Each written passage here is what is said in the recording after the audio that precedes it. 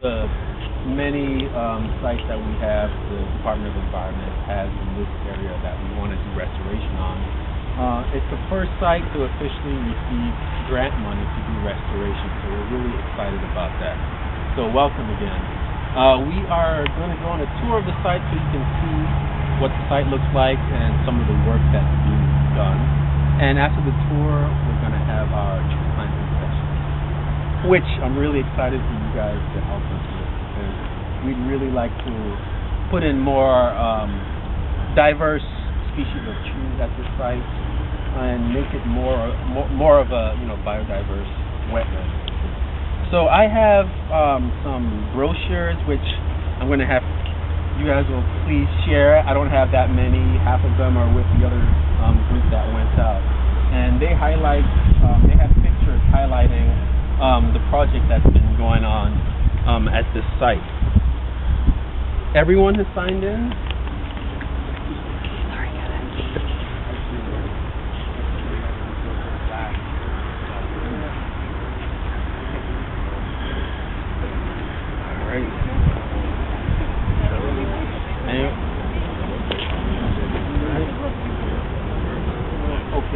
And I'd like to introduce Mr. Johnson, who's right there.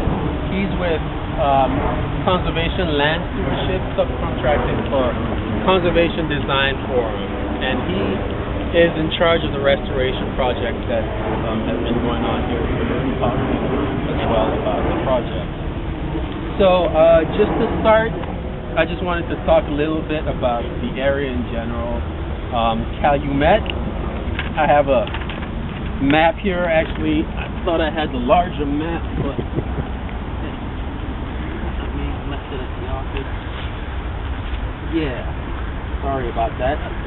But in terms of hard to see, but if you guys want to gather around a little bit closer. So the Calumet region in general is a bi-state region from further west of where we are right now, all the way past the Indiana Dunes. And this is really, in terms of wetland ecosystems, it's a really vibrant area, which this whole area used to be nothing but wetlands before all the development happened.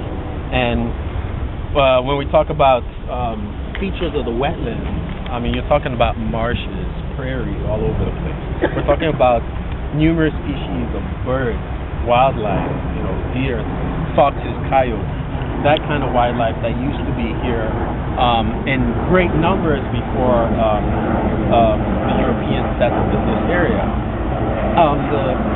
The soldiers at the fort in Chicago, Fort Dearborn, they had a field day hunting in this area because there were so many bird species they could choose from in this area. There's so many, buffalo, deer, those kind of animal species that were in abundance in this area. So this area is very, very significant when you talk about wetlands, when you talk about bird species.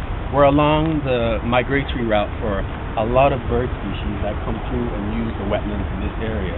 So a lot of people don't understand that, and we have to make sure that they do so we can protect this habitat for those bird species.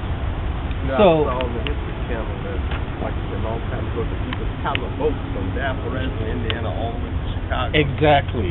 There was a lot of portaging going on because all the wetlands were connected. Unfortunately, now with all the development, all the roads, a lot of the wetlands have pretty much become, isolated, become fragmented. So we have a lot of issues with hydrology in the region, which is another issue that we're dealing with right now.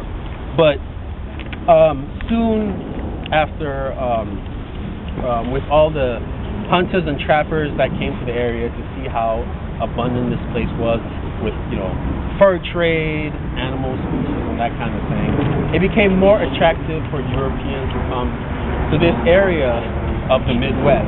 And with the St. Lawrence Seaway, there were more ships that could actually access the Great Lakes from Europe. So more and more Europeans from Eastern Europe especially came to this area of Chicago. Go ahead.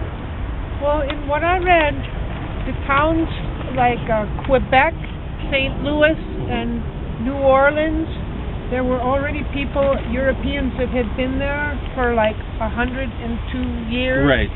And there were still no settlements in Chicago. Right.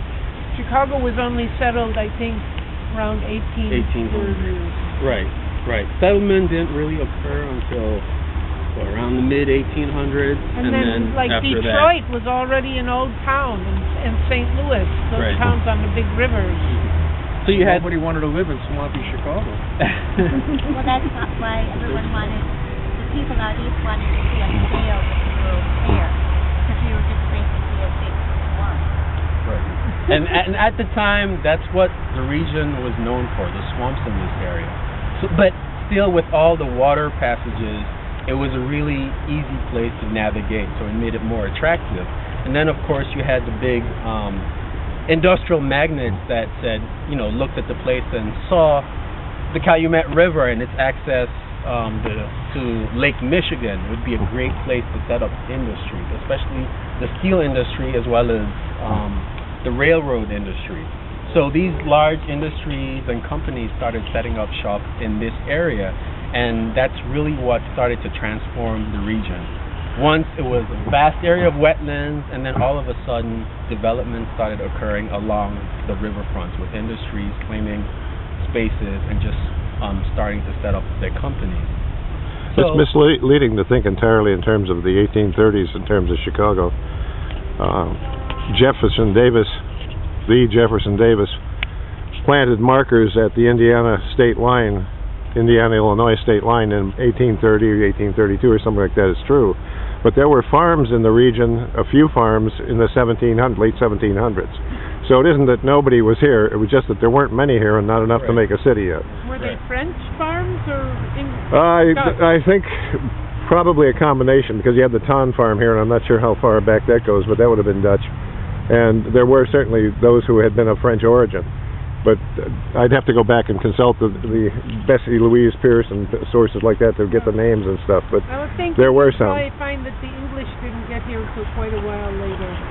By and large, that's probably true. But there were farms, nonetheless. There were European farms here in the region in the 1700s, late 1700s. So as more companies, such as the Pullman Company, as they set up shop and created jobs in the region, the flow of immigrants from Eastern Europe started increasing to this area. And so the companies had to provide land for their workers to live. And all around the companies, there was nothing but wetlands. So what they decided to do was to fill in the wetlands to create productive land where they could start building more of their factories on. And this was, at the time, it was no big deal because the wetlands were seen as disease-breeding swamps with all the mosquitoes, so it wasn't a problem. So what they did was they used dredging spoils from Lake Calumet and from the rivers to start filling in all the wetlands in the area, and also slag, which is a refuse from the steel-making process, to fill in a lot of the wetlands in the area. And actually, if you look there's a picture of some slag being deposited on one of the wetlands, page 7. Okay, and that's exactly how a lot of the wetlands were filled in. So a lot of open water was being lost because of the industries that were setting up shop in this area. And it's horrific when you look and understand the impact that has on the wetlands. Pouring molten lava-like material into the wetlands and having it cool, that's a material that is, nothing can really grow in slag. And I believe there was a piece of slag somewhere around here. Oh, there was a left one out here. Somebody may have grabbed it. Hold your flag. But it's the type of material where nothing can grow in it. And Calumet, all over Calumet, you're talking about layers and layers of slag